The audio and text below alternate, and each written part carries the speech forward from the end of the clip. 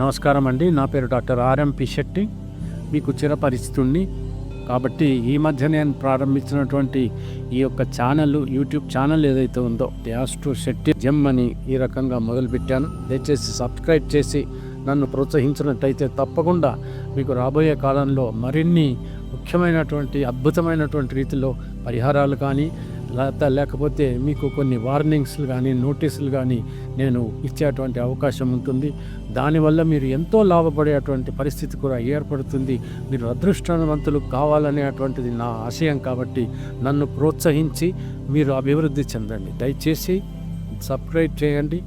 మేషరాశి వాళ్ళకి మరి ఈ 2025 సంవత్సరంలో సంవత్సర ఫలితం ఎలాగుంటుంది అనేటువంటి విషయం వివరిస్తున్నాను. జాగ్రత్తగా వినండి. ఈ మేషరాశి వారికి వచ్చేటప్పటికి ఇక్కడ మనకి జరుగుతుంది ఏంటంటే, మరి మేషరాశి అనేటప్పటికీ ఇది ఎవరికి సంబంధించింది? కుజుడికి సంబంధించింది. వృశ్చిక రాశి ఏదైతే ఉందో ఇది కూడా కుజుడికి సంబంధించిందే.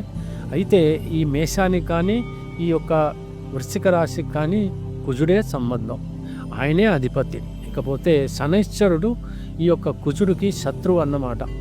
మరి శుక్రుడు కూడా శత్రువే, బుధుడు కూడా శత్రువే. ఈ రకంగా చూసుకున్నట్టయితే గ్రహ గమనాలు ఎలా ఉన్నాయి, మీకు ఎలాంటి పరిస్థితులు అనేటువంటిది కలుగుతాయి అనేటువంటి విషయం మనం మొట్టమొదట ఆలోచించుకోవాల్సి వస్తుంది.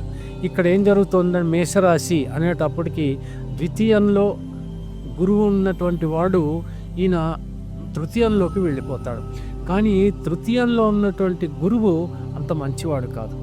మళ్ళీ కొంతకాలం తర్వాత ఆయన కర్కాటకంలోకి వచ్చినప్పుడు కొంత మంచి, ఎందుకంటే అది కేంద్ర స్థానం అవుతుంది, ఉచ్చస్థితి గురువుకు ఏర్పడుతుంది. కాబట్టి కొంతవరకు మంచి జరుగుతుంది. కానీ ఏది ఏమైనప్పటికీ కూడా మిథున రాశిలోనే 2025 సంవత్సరంలో ఉంటాడు. కాబట్టి 3వ స్థానం అనేది చంద్రుడి నుంచి 3వ స్థానం గురువు ఉండడం అనేది అంత గొప్ప విశేషం మాత్రం ఎట్టి పరిస్థితుల్లోనూ కాదు. కానీ ఆయన యొక్క దృష్టి ఏ భావాల మీద పడిందో అవి క్షేమకరంగా ఉంటాయని మనం చెప్పచ్చు.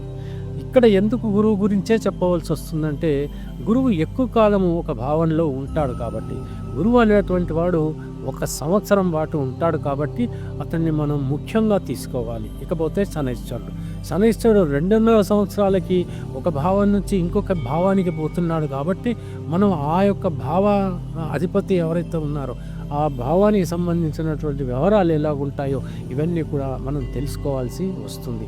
ఇక రాహు కేతువు వీళ్ళిద్దరూ కూడా 1.5 సంవత్సరం అయితే కానీ ఒక భావనలో నుంచి ఇంకొక భావనలోకి వెళ్ళరు. అంటే మనకు అర్థం అవ్వాల్సింది ఏంటంటే, శనైశ్వరుడు కానీ గురువు కానీ లేకపోతే రాహు కేతువులు కానీ వీళ్ళు ప్రధానంగా ఉంటారు మనకి. వీళ్ళ యొక్క తత్వాలు ఏమిటి, వీళ్ళు ఎలాంటి అనుభవాలు మనకు కల్పిస్తారు అనేటువంటి విషయం బాగా అర్థమవుతే మనకి చాలా వరకు 70% మన యొక్క జీవితం ఏమిటో మనకి అర్థమవుతుంది. ఇక మిగతా గ్రహాలు అన్నారా, ప్రతి నెల ఒక్కొక్క భావనలో నుంచి ఒక్కొక్క భావనలోకి వెళ్ళినప్పుడు ఎగుడుదొడుగా ఉంటుంది. ఎత్తుపల్లాలని మనం చూస్తూ ఉంటాం. అవిటి నుంచి మనం ఏదో రకంగా ఉపశమనం కలిగించుకోవచ్చు.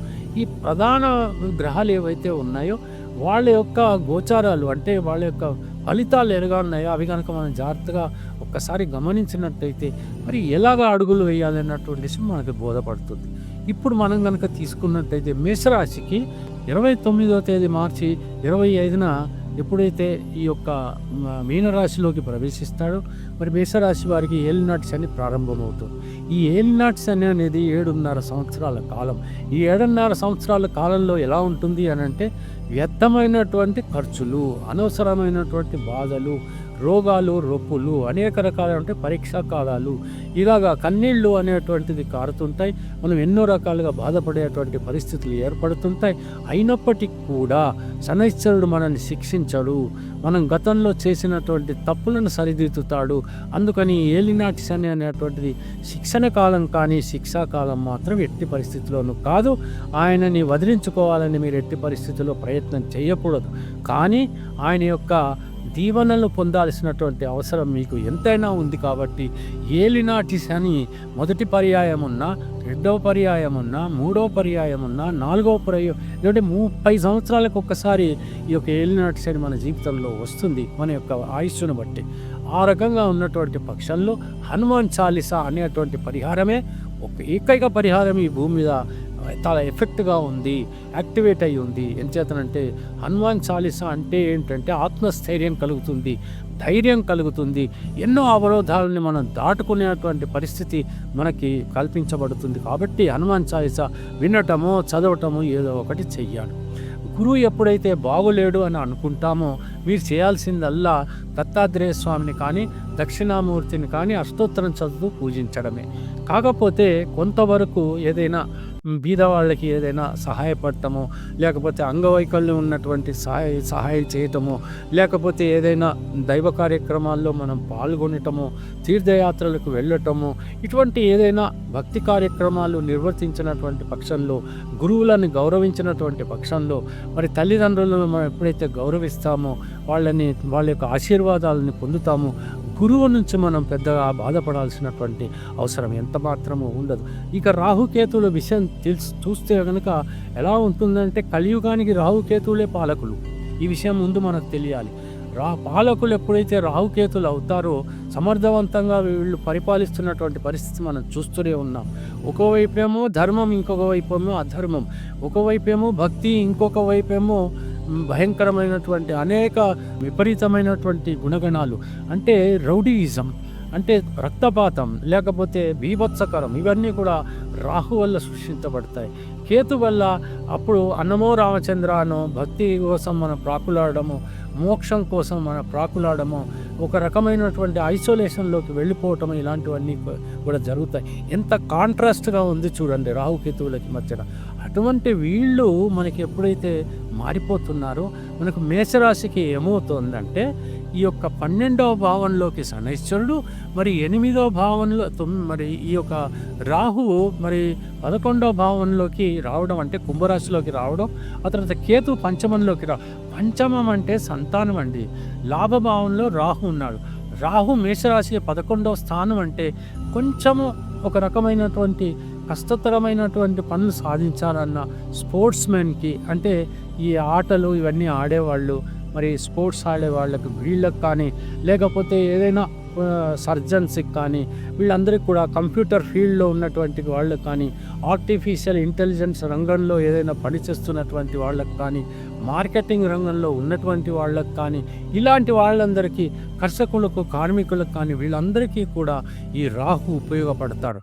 మరి అదే మనం సామాన్యమైనటువంటి వృత్తులు కనుక తీసుకున్నట్టయితే ఈ రాహు ఎట్టి పరిస్థితుల్లోనూ యోగించేటువంటి అవకాశం లేవు. ఇంపోర్ట్స్ ఎక్స్పోర్ట్స్ వాళ్ళకి మాత్రం చాలా బాగా ఉపయోగపడతాం. ముఖ్యంగా మనకు అర్థం చేసుకోవాల్సిందంటే కాలసర్ప దోషం అంటే చాలా భయపడతాం. అలా భయపడాల్సినటువంటి అవసరం లేదు. చాలా సెన్సిటివ్ ఇష్యూ ఇది.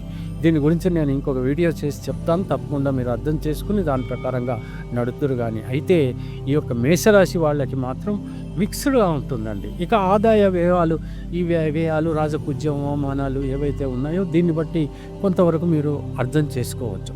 విశ్వావసు నామ సంవత్సరం అని మొట్టమొదట మీరు గుర్తుపెట్టుకోవాలి. ఆ తర్వాత ఆదాయము 2 అండి, 2 రూపాయలు సంపాదిస్తారు. వ్యయం కనుక తీసుకున్నట్టయితే 14 అండి. మరి అదే రాజపూజ్యం అని అంటే 5 అండి. అదే మళ్ళీ అవమానం 7 అండి. అంటే మనకు అర్థం అవ్వాల్సిందంటే చాలా జాగ్రత్తగా మనం మసులుకోవాల్సి వస్తుంది.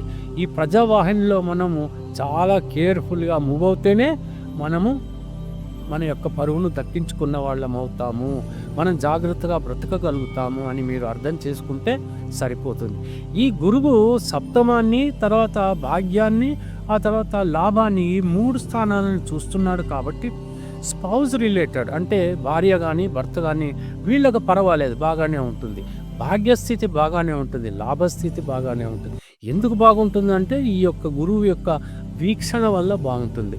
లేకపోతే మాత్రం చాలా ఘోరమైనటువంటి పరిస్థితులు ఎదుర్కోవాల్సి వచ్చేది. ఏది ఏమైనప్పటికీ కూడా దయచేసి హనుమాన్ చాలీసా చదువుతూ ఈ సంవత్సరం అంతా మీరు గడపండి. చదవలేకపోతే, మీకు అంత ఓపిక లేకపోతే వినడం అనేటువంటి చాలా ఉత్తమమని మాత్రం మీరు తెలుసుకోవాల్సినటువంటి పరిస్థితి. తెలిసింది కదండి. సెలవు, మరి ఉంటాను. నమస్కారం. జ్యోతిష్య మహర్షి డాక్టర్ ఆర్ఎంపి శెట్టి గారు ప్రపంచ ప్రఖ్యాతి పొందిన వేద విజ్ఞాన జ్యోతిష్య రత్న శాస్త్రవేత్త. 40 సంవత్సరాల అనుభవంతో వీరు చెప్పిన సంఘటనలు రుజువై విస్తుపోయేలా చేశాయి. Indian institute of oriental heritage Calcutta, America astrologers federation USA వీరిని గౌరవ డాక్టరేట్ తో సత్కరించాయి. దేశ విదేశాలలో పలు రంగాలలోని ప్రముఖులు వీరి సలహాలు పొంది ఉన్నారు. వివరాలకు 9014378474 9618600074.